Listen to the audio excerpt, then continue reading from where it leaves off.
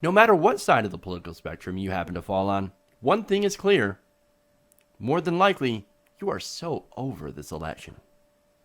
And this is according to results from a new Huffington Post YouGov poll. Now prepare to be shocked. A full 81% of Americans, when asked how they feel about this election and if they wish this election were over, they say, yes, get it over now. And look, I am right there, right up in that 81%. Because look, this election, to me personally, became a shit show when Bernie Sanders left. Let's be honest. Why? We immediately stopped talking about issues, much to the delight of mainstream media and, of course, both of the candidates. I mean, Donald Trump never talked about the issues. He still doesn't talk about issues. And Hillary Clinton was like, oh, thanks God, I don't have to talk about single payer anymore. I don't have to talk about breaking up the big banks anymore. Oh, I don't have to talk about Flint anymore. Woo! Great. Hey, banker friends, it's going to be okay. Mama's here. I'll protect you. That's Hillary Clinton, man. Now, as I said, 81%, according to this poll, are tired of the election. Now, there is a 12% that are still enjoying this. Now, look, I've got to ask, if you are a part of that 12%, are you also a part of the BDSM community? Not that there's anything wrong with being in that community, but see, to me, this election has been nothing but painful. So you might enjoy pain if you're still enjoying this election. That's my opinion on it. As I said, not that there's anything wrong with that, but there is just nothing that has been enjoyable about this general election. It has been absolutely terrible.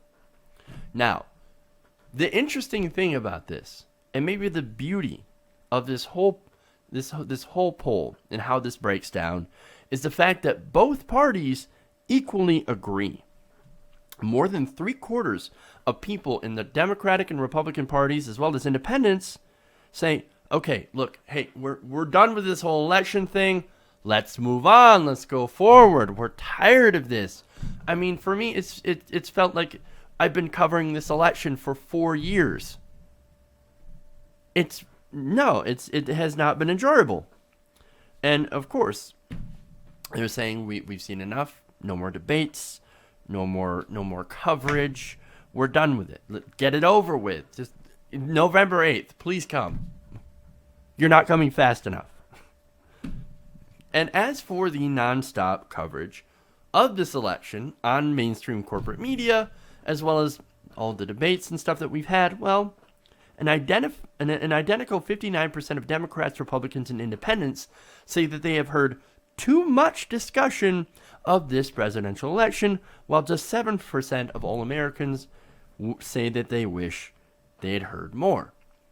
But it's on cable, it's on news all the time. I mean, you can't do anything. You can't turn any channel without somebody talking about how Trump said something ridiculous. To those 7%, are you living under a rock? Have you not turned on a TV? It's everywhere. It's everywhere. Now, ironically, hatred of this entire election could bring a divided America back together. Now, look, that's not to say that people are not worried about the outcome of this election. Even if you're sick of it, right? Even if you're tired, even if you hate this election, you're still worried about the outcome. In fact, an overwhelming majority, 78%, say that depending on who wins the presidential election, the United States as a country could be in serious trouble. Now, just 8% of people think, it'll be fine. Donald Trump, Hillary Clinton, whatever. It'll be fine. Whoever gets into office, I don't care. Now, for me, I don't agree with that. I'm in the camp of, hey, Trump's a monstrous candidate. If he wins, immediately we go 10 steps back. I mean, sure, cis white people like me, not so bad. But everybody else is going to take 10 steps back. Not good. Now, look, if Hillary Clinton wins, there will be no steps forward. I realize that. There might be a war or two, and look, maybe a couple of victories here and there that liberals might appreciate. Oh, and of course, you also have the whole thing of the Supreme Court. But otherwise, very little change when it comes to Hillary Clinton. And of course, the establishment likes no change. Well, the establishment also seems to hate the idea of going 10 steps back. So the establishment wants to stay right here, right where it is. No change forward, no change backward. As long as the bankers are making money, as long as the corporations are making money, that's all they care about.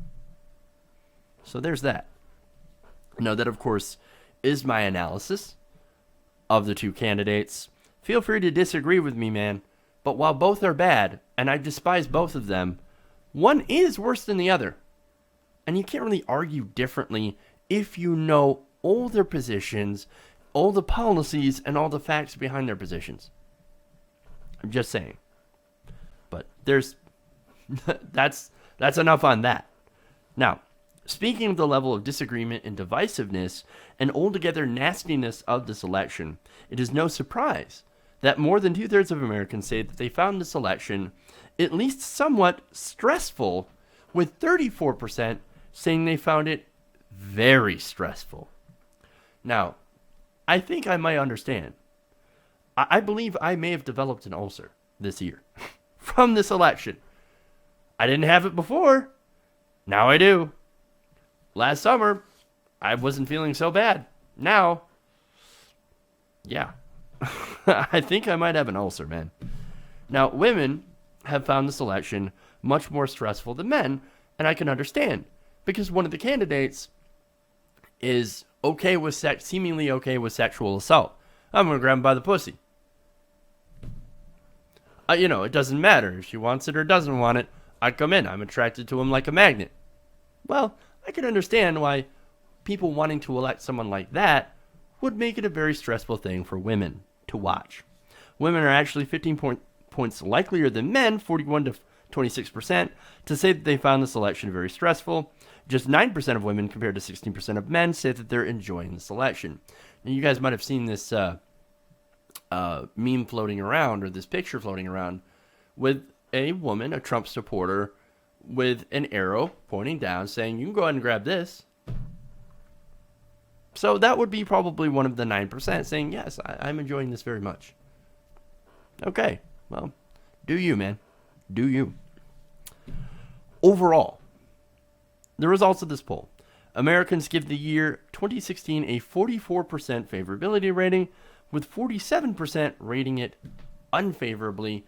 I'm surprised it has that high a favorability. I would give it a 20%. Now, the good news here is that this is almost over. You don't know how happy I'll be to never again have to mention the name Donald Trump. As for Hillary Clinton, I think she's most likely to win. And for her, the WikiLeaks, they're not going away. Her past, it's not going away. We've got a big job ahead of us as progressives. And look, I'm planning to do here on the show what I did with Obama. Praise him when he does the right thing. Go after him, or in this case, Hillary Clinton, go after her if she doesn't do the right thing. I think me and other progressives, we're going to be up our ass when it comes to trade, fracking, cabinet appointments, Social Security, healthcare, and all the different things that matter to progressives.